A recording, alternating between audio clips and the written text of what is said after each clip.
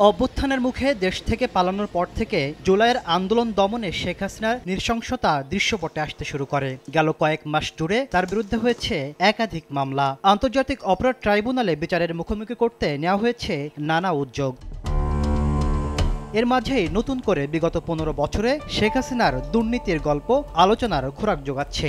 রূপপুর পারমাণবিক বিদ্যুৎ প্রকল্প সহ ৯ মেগা প্রকল্প থেকে ৮০,০০০ কোটি টাকা লুটপাট, পূর্বাচল প্রকল্পে নিয়ম ভেঙে প্লট গ্রহণ, বিদেশে হাজার হাজার কোটি টাকা পাচারের মতো অভিযোগ উঠেছে ক্ষমতাচ্যুত প্রধানমন্ত্রীর বিরুদ্ধে।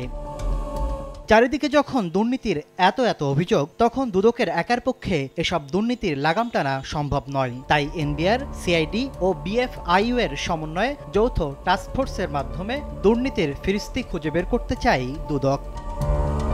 এদিন এসালম, বেক্সিমকো, বসুন্ধরা সহ বিগত সরকারের সময় সুবিধাভোগী ৯ ব্যবসায়ী প্রতিষ্ঠান এবং সাবেক ভূমিমন্ত্রী সাইফুজ্জামানের বিরুদ্ধে অভিযোগ খতিয়ে দেখতে প্রত্যেকটির জন্য আলাদা ৩ সদস্যের কমিটি গঠন করেছে দুদক।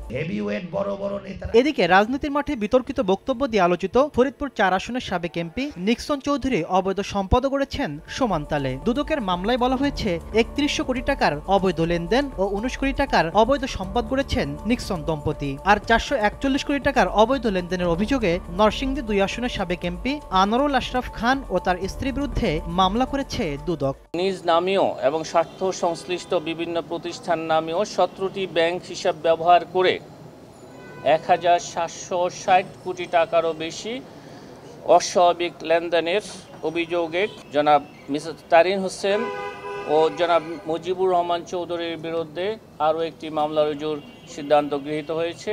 সাবেক মন্ত্রী এমপিদের অস্বাভাবিক লেনদেনের পেছনে কোনো ব্যাংক কর্মকর্তা জড়িত থাকলে তাদের বিরুদ্ধেও ব্যবস্থা নেওয়া হবে বলে জানান সংস্থাটির মহাপরিচালক। আমাদের তদন্তকালে যদি ব্যাংকারদের কোনো সংশ্লিষ্টতা আসে তাহলে তাদেরকেও আইন আমলে আনা হবে। তাসলিম তৌহিদ, সময় সংবাদ, ঢাকা।